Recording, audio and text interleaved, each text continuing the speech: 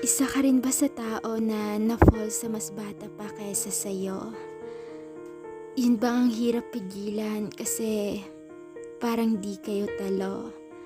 Kasi mas matanda ka kaysa sa kanya at iniisip mo kung ano yung sasabihin ng iba. Yun bang gustong gusto mo siya at gustong gusto ka rin niya?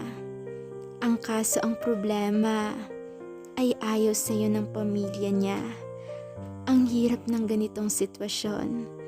Kasi oo, mahal niyo yung isa't isa. Oo, nagmamahalan kayong dalawa. Oo, pwede kayong magsama. Pero ang hirap kasi na pagmamahal sa isang tao na ayaw ng pamilya niya sa'yo. Yun bang walang peace of mind ang relasyon niyo? Kasi ang daming mga nanggugulo. Yun bang lahat na lang ng plano nyo is hindi sang-ayon ng mga ito? Sino bang nakakaranas nito?